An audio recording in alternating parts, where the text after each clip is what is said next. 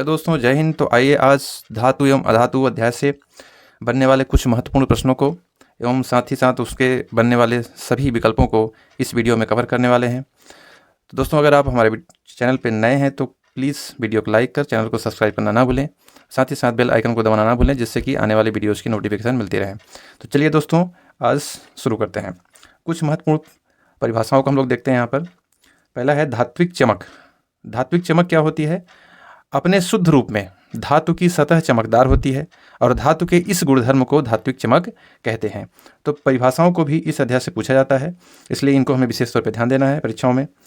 आघातवर्ध्यता क्या होती है? तो कुछ धातुओं को पीट कर पतली चादर बनाया जा सकता है, इस गुणधर्म को आघातवर्ध्यता कहते हैं। यानी कोई भी धातु होती है जिसको हम पीट करके जो भी सामान हम लोगों के यहाँ आता है उनको पहले पीटा जाता है अच्छे से, उनकी पतली पतली चादरें बनाई जाती हैं, तब उनसे कोई भी वस्तुएं बनती हैं जो कि हमारे घर तक पहुंचता है। तो धातुओं को पीटने पर इसका अर्थ होता है आघातवर्ध्यता। आघातवर्ध्यता का मतलब होता है, आघात मतलब पीटना या मारना उस वस्तु पर, और वर्ध्यता का मतलब वर्धन होना यानी बढ़ना। तो आघात करने पर जो बढ़ती हैं उसको हम लोग आघातवर्ध्यता कहते हैं। तो कुछ धातुओं को पीट कर पतली चादर बनाया जा सकता है, इस गुणधर्म को आघातवर्ध्यता कहते हैं। अगला है तन्यता। तो धातु के पतले तार के रूप में खींचने की क्षमता को तन्यता कहा जाता है। तन्यता मतलब तानने से है, जैसे उसका अर्थ होता है खींचने का। तो तन्यता धातु के पतले तार के रूप में खींचने की क्षमता को तन्यता कहा जाता है। महत्वपूर्ण बात यहाँ पर कुछ है। 1 ग्राम सोने से 2 किलोमीटर लंबा तार बनाया जा सकता है। दोस्तों ध्यान दीजिएगा यहाँ पर कि 1 ग्राम सोने से 2 किलोमीटर लंबा तार बनाया जा सकता है। दूसरा है कि सिल्वर जिसका प्रतीक होता है Ag तथा कांपर जिसका प्रतीक होता है Cu उष्मा के सबसे अच्छे चालक हैं। तो यहाँ से भी जो है आपके ऑब्जेक्टिव्स के क्वेश्चन बनते हैं, जिसमें पूछा जाता है कि उष्मा का सबसे अच्छा चालक कौन सा है? तो सिल्वर तथा कांपर उष्मा के सबसे अच्छे चालक माने जाते हैं। अपवाद में लेड हो गया और मरकरी, ये उष्मा के कुचालक हैं। और साथ ही साथ मरकरी जो है कमरे के ताप पर द्रव अवस्था में पाई जाती है, जो कि अपवाद है। उसके अलावा जितनी भी धातुएं हैं सब ठोस अवस्था में पाई जाती हैं। अगला है, जिस तार से आपके घर तक बिजली पहुंचती है उस पर पीवीसी यानी पॉलीवाइनिल क्लोराइड अथवा रबर जैसी सामग्री की परत चढ़ी होती है। तो इस चीज़ को भी आप ध्यान रखिएगा, ये बहुत महत्वपूर्ण होने वाला है। ऑब्जेक्टिव्स के क्वेश्चनों में ज़्यादातर पूछा भी जाता है कि पीवीसी का फुल फॉर्म क्या होता है। जैसे पॉलीवाइनिल क्लोराइड होता है इसका फुल फॉर्म, और तार के ऊपरी सतह पर ऊपर कौन सी परत चढ़ी होती है, किसकी परत चढ़ी होती है? तो वो या कि पीवीसी की चढ़ी होती है अथवा रबर जैसी सामग्रियों की चढ़ी होती हैं। तो अगला है ध्वनिक। ध्वनिक मतलब होता है, ध्वनिक का मतलब होता है ध्वनि से। तो जो धातुएं कठोर सतह पर टकराने पर आवाज़ उत्पन्न करती हैं उन्हें ध्वनिक अथवा सोनोरस कहते हैं। अगला है,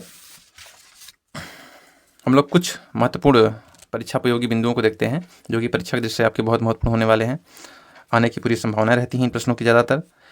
पहला है, धातुओं की तुलना में अधातुओं की संख्या कम है। दोस्तों ध्यान दीजिएगा कि जितनी भी तत्व अभी तक खोजे गए हैं, जितने भी तत्वों की अभी तक हमें ज्ञात हैं, उनमें सबसे ज़्यादा धातु हैं और अधातुओं की संख्या कम है। ब्रोमीन एक ऐसी अधातु है जो कि द्रव अवस्था में होती है। बाकी सब की सब जो हैं या कि गैस होती हैं या कि ठोस अवस्था में होती हैं।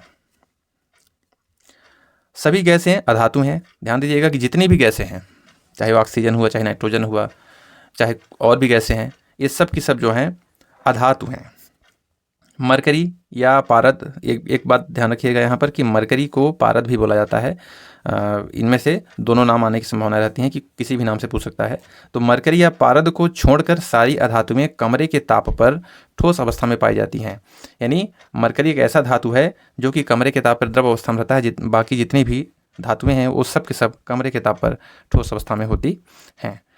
अगला है, ऐसी अधातु जो चमकीली होती हैं। तो ऐसी कौन सी अधातु है जो चमकीली होती है? तो वो है आपका आयोडीन। ये अपवाद है, इसको ध्यान रखिएगा कि परीक्षाओं में ऑब्जेक्टिव्स में ज़्यादातर पूछे जाते हैं। अगला है, कम गलनांक वाली धातुएं। कम गलनांक वाली धातुएं कौन कौन सी हैं? तो वो हैं गैलियम और सीजियम। ये ऐसी धातुएं हैं कि इनको अगर आप हथेली पर रख लेंगे तब पर भी जो है पिघल जाती हैं, गल जाती हैं। इनका गलनांक बहुत ही कम होता है। अगला है, हीरा तथा ग्रेफाइट कार्बन के अपरूप हैं। ये भी परीक्षाओं में बहुत ही महत्वपूर्ण होते हैं। हीरा तथा ग्रेफाइट ये कार्बन के अपरूप हैं। अगला है, सबसे कठोर प्राकृतिक पदार्थ है। तो सबसे कठोर प्राकृतिक पदार्थ है हीरा। ये बहुत ही महत्वपूर्ण क्वेश्चन है। अगला है ऐसी धातु जिनको चाकू से काटा जा सकता है। तो ध्यान रखिएगा, अभी तक आपने सोडियम ही सुना होगा, लेकिन ध्यान रखिएगा कि लिथियम, सोडियम, पोटेशियम, ये तीनों धातुएं जो हैं इनको आप आसानी से चाकू से काट सकते हैं। तो अगर इन तीनों में से कोई भी ऑप्शन अगर आपके परीक्षा में आता है तो उसमें से इन तीनों में से अगर कोई भी रहता है तो इनमें से ही आपको जो है टिक करना है। आगे देखते हैं कि धातु प्लस ऑक्सीजन, यानी धातु और ऑक्सीजन के बीच जब क्रिया होती है तो क्या बनता है, तो आपका बनता है धातु का ऑक्साइड। जैसे यहाँ पर एग्जाम्पल के माध्यम से समझाया गया है कि कॉपर और ऑक्सीजन जब संयोग करते हैं तो कॉपर का ऑक्साइड बनाते हैं, जो कि इसे कॉपर का जंग भी कहते हैं, जो कि काले रंग का होता है, जिसका नाम होता है कॉपर सेकेंड ऑक्साइड। पिछली वर्षों में जो है पूछा भी गया था, तो इसका जो है रासायनिक नाम पूछा गया था कि जो कॉपर का जंग होता है उसका रासायनिक नाम क्या है, तो उसका रासायनिक नाम होता है कॉपर सेकेंड ऑक्साइड। इसको ध्यान रखिएगा आप लोग।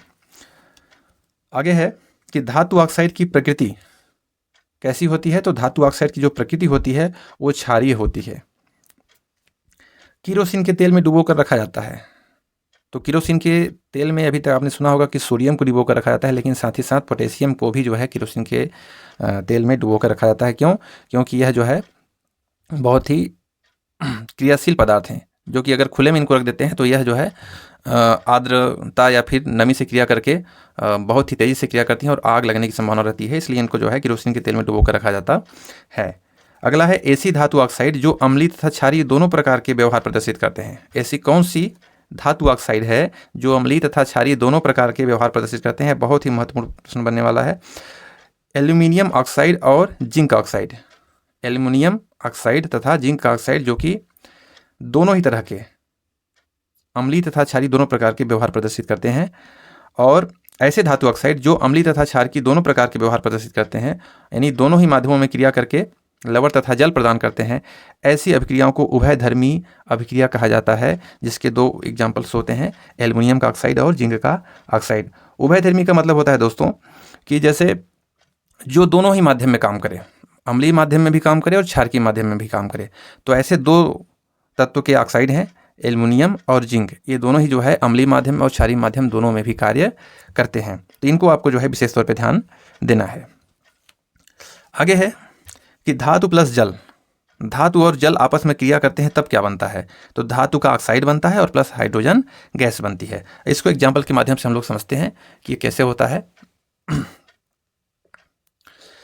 तो यहाँ पर जैसा कि आप देख रहे हैं कि सोडियम प्लस H2O यानी जल जब आपस में क्रिया करते हैं, आपने स्कूलों में भी देखा होगा, जब सर लोग प्रैक्टिकल करवाते हैं तो उसमें भी आपने देखा होगा कि जब सोडियम को पानी के अंदर डाला जाता है तो उसमें जो है एक ऊष्माक्षेपी रासायनिक अभिक्रिया होती है, जिसमें ऊष्मा निकलती है और कुछ गैसें भी निकलती हैं और साथ में कुछ समय पश्चात उसमें आग भी लग जाती है। तो वह जो है धातु और जल के बीच में, यानी सोडियम और जल के बीच में जो क्रिया होती है वह ऊष्मीय ऊर्जा उसमें से उत्पन्न होती है और साथ में हाइड्रोजन गैस निकलता है। तो साथियों आपने ध्यान दिया होगा कि जो हाइड्रोजन गैस होती है वह अत्यंत ज्वलनशील गैस होती है, यानी यह अगर ऊष्मा या आग के संपर्क में आती है तो बहुत तेज़ी के साथ जलती है। तो ये इस हाइड्रोजन गैस और जो ऊष्मा उत्पन्न होती है, इन दोनों का जब मिलन होता है, जब आपस में मिलती हैं, तब जो है इसमें आग उत्पन्न होता है। तो आग कैसे उत्पन्न होता है, इस चीज़ को आप ध्यान रखिएगा कि हाइड्रोजन गैस और ऊष्मा के मिलन से आग उत्पन्न होता है। अगला है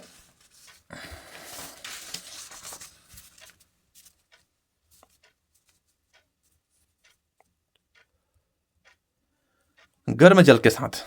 गर्म जल के साथ अभिक्रिया करने वाली धातु कौन कौन सी हैं? तो गर्म जल के साथ अभिक्रिया करने वाली धातु मैग्नीशियम है। ध्यान रखिएगा इसको कि मैग्नीशियम। और साथ ही साथ ऐसी कौन सी धातु है जिसका दहन आसानी से हो जाता है? तो वो भी जो है मैग्नीशियम ही है। अगला है कि ऐसी कौन सी धातुएं हैं जो भाप के साथ क्रिया करती हैं? तो साथियों ध्यान रखिएगा कि भाप के साथ अभिक्रिया करने वाली धातुएं एल्यूमिनियम, आयरन और जिंक हैं। और भाप से जो क्रिया नहीं करती हैं वो कौन कौन सी धातुएं हैं?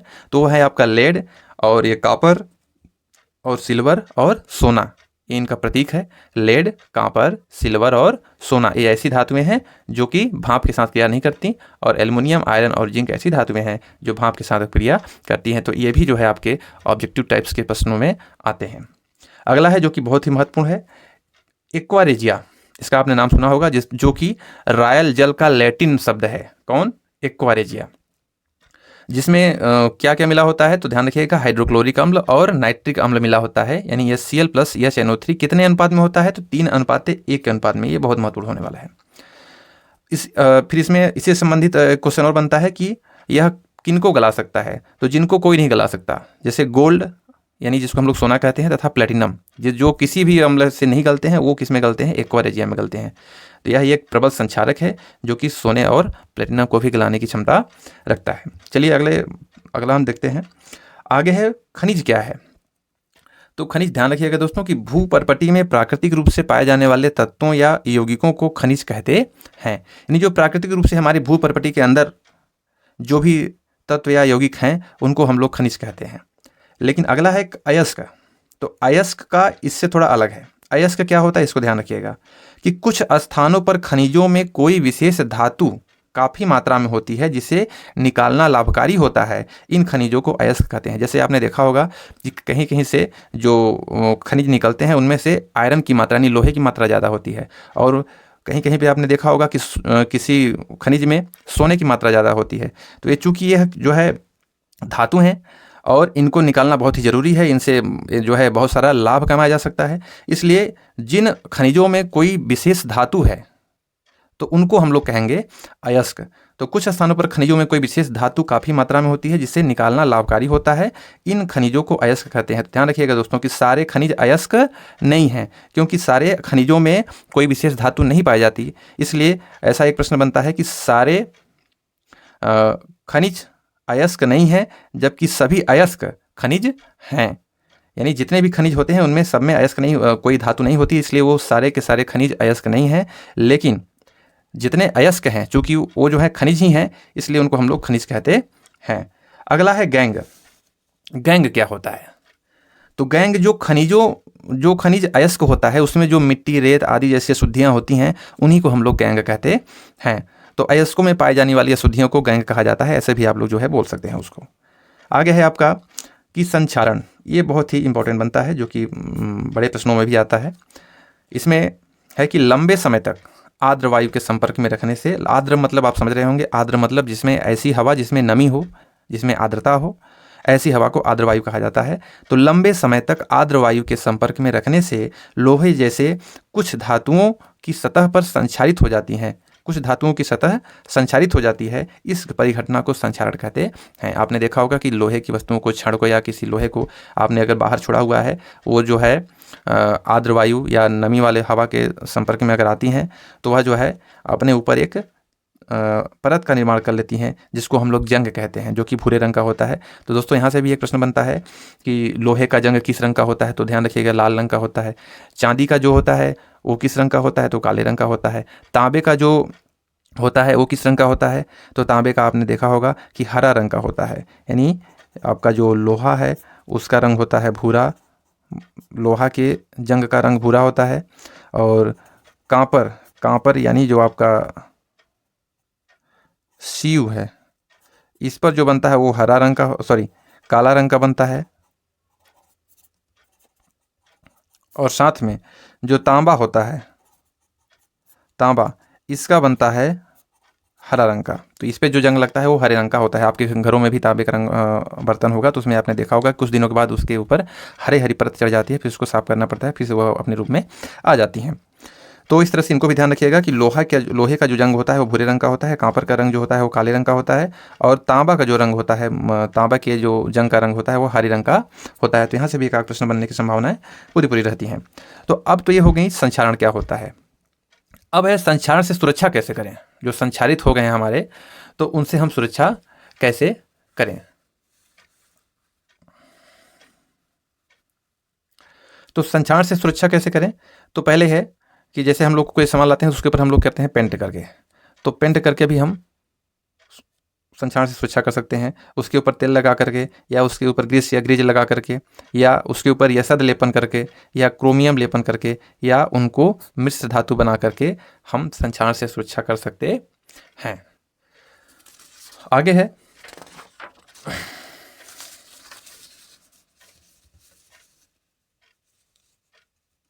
मिश्रातु।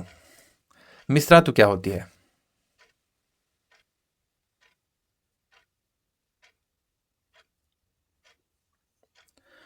तो मिश्रातु यानी जब दो या दो से अधिक धातुओं के समांगी मिश्रण को मिश्रातु या मिश्र धातु कहा जाता है। ये भी प्रश्न जो है आपके परिभाषा के तौर पे या फिर एक वाक्य में जो है पूछा जाता है इसको। तो दो या दो से अधिक धातुओं के समांगी मिश्रण को मिश्रातु या मिश्र धातु कहते हैं। इसके एग्जाम्पल्स हैं, जैसे स्टेनलेस स्टील हो गया, ये कि मिश्र धातु है, ध्यान रखिएगा, जिसमें लोहा प्लस निकिल और क्रोमियम मिला होता है। उसी तरह से दूसरा एग्जाम्पल है पीतल। पीतल में भी कांपर और जिंक मिला होता है। कांसा हो गया, जिसमें कांपर और टीन मिला होता है। इसी तरह से सोल्डर हो गया, जिसमें लेड और टीन मिला होता है। ये भी एक इम्पॉर्टेंट इससे प्रश्न बनता है कि सोल्डर का क्या काम है। तो सोल्डर का काम जो है दो वस्तुओं को, धातुओं को आपस में जोड़ने के लिए यानी वेल्डिंग के रूप में इस्तेमाल किया जाता है। तो सोल्डर का इस्तेमाल जो है वेल्डिंग में भी किया जाता है। आगे है कि शुद्ध सोना, जो शुद्ध सोना होता है वह कितने कैरेट का होता है। तो शुद्ध सोना आपका 24 कैरेट का होता है। पारा या पारद के मिश्रातु को अमलगम कहते हैं। ये भी प्रश्न बनता है आपका ऑब्जेक्टिव्स में कि पारा या पारद के मिश्रातु को क्या कहते हैं। तो मैं आप पारा या पारद के मिश्रातु को अमलगम कहते हैं। रेल की पटरियों को जोड़ने के लिए कौन से प्रक्रम का उपयोग किया जाता है। तो रेल की पटरियों को जोड़ने के लिए थर्मिट प्रक्रम का प्रयोग किया जाता है। ठंडे जल के साथ अभिक्रिया करने वाली धातुएं कौन कौन सी हैं। तो ध्यान रखिएगा दोस्तों कि ठंडे जल के साथ बड़ी तेजी के साथ जो क्रिया करती हैं वो धातुएं हैं सोडियम और पोटेशियम। इसके बाद मैग्नीशियम का दहन आसानी से हो जाता है। इससे संबंधित कुछ और प्रश्नों को हम देखते हैं, कुछ महत्वपूर्ण चीज़ों को देखते हैं कि क्या होती हैं। तो देखिए यहाँ से भी एक जो है बहुत ही महत्वपूर्ण चीज़ें बनती हैं कि सक्रियता श्रेणी। मित्रों ध्यान रखिएगा कि सक्रियता श्रेणी जो होती है क्या है कि सक्रियता श्रेणी वह सूची है जिसमें धातुओं की क्रियाशीलता को अवरोही क्रम का मतलब होता है घटते क्रम में व्यवस्थित किया जाता है। और विस्थापन के प्रयोगों के बाद जो है ये सारी चीज़ें यहाँ पर लिखी गई हैं।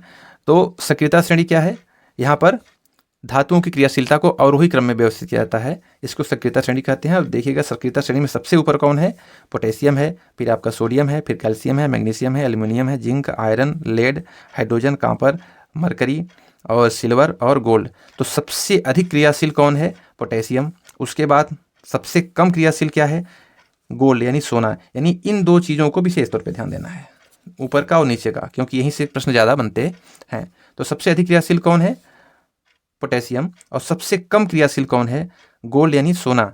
उसके बाद कौन आता है, सिल्वर। तो आपने देखा होगा कि सिल्वर या फिर जो गोल्ड होता है, सोना, वो जल्दी खराब भी नहीं होते क्योंकि यह बाहर वातावरण से जल्दी क्रिया नहीं करते हैं।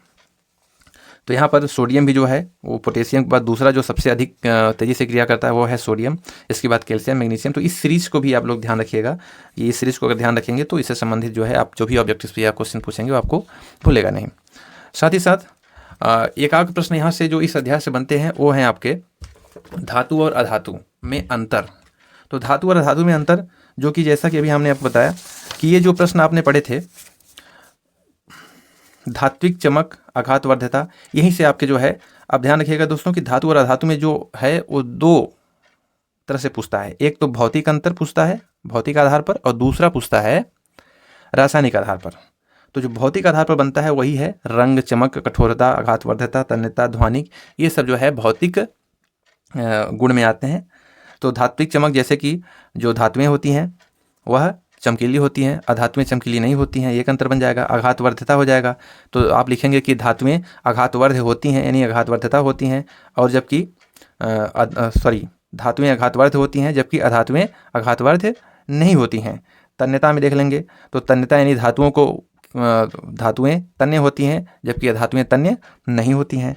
उसी तरह से ध्वनिक में भी देख लेंगे कि धातुओं को पीटने पर ध्वनि उत्पन्न होती है और जबकि अधातुओं को पीटने पर ध्वनि उत्पन्न नहीं होती है। तो इस तरह से जो है आप अगर इनको पूरा पढ़े रहेंगे तो इससे संबंधित जो भी प्रश्न हैं आप अपने से भी बना सकते हैं, और उनको दो भागों में डिवाइड करके अलग अलग उनको लिख देना है, एक साइड धातु का, एक साइड अधातु का। और उसके बाद जो है रासायनिक आधार पर भी पूछा जाता है। तो ध्यान रखिएगा रासायनिक आधार पर क्या पूछेगा, जिससे धातु और अधातु हो गया। तो धातुएं सामान्य ऊष्मा की सुचालक होती हैं और अधातुएं सामान्यतः ऊष्मा की कुचालक होती हैं। इसमें एक अपवाद है ग्रेफाइड जो होता है वह अधातु है लेकिन फिर भी वह ऊष्मा का सुचालक होता है। उसके बाद दूसरा है धातुएं विद्युत धनात्मक होती हैं। जो धातुएं होती हैं वो विद्युत की धनात्मक होती हैं और अधातुएं विद्युत की ऋणात्मक होती हैं। तीसरा है धातुएं ऑक्सीजन से संयुक्त होकर क्षारकीय ऑक्साइड बनाती हैं, यानी जो धातुएं होती हैं वह क्षारकीय ऑक्साइड बनाती हैं, और जबकि अधातुएं जो हैं वह ऑक्सीजन से संयुक्त होकर अम्लीय या उदासीन ऑक्साइड बनाते हैं। तो इस तरह से रासायनिक आधार पर और भौतिक आधार पर धातु धातु में अंतर पूछ सकता है। तो इनको भी आप जो है अच्छे से कंप्लीट कर लेंगे। तो आई होप ये वीडियो आपको अच्छी लगी हो। अगर वीडियो अच्छा लगा हो तो वीडियो को लाइक कर, शेयर कर और हमारे चैनल को सब्सक्राइब करना ना भूलें। धन्यवाद दोस्तों।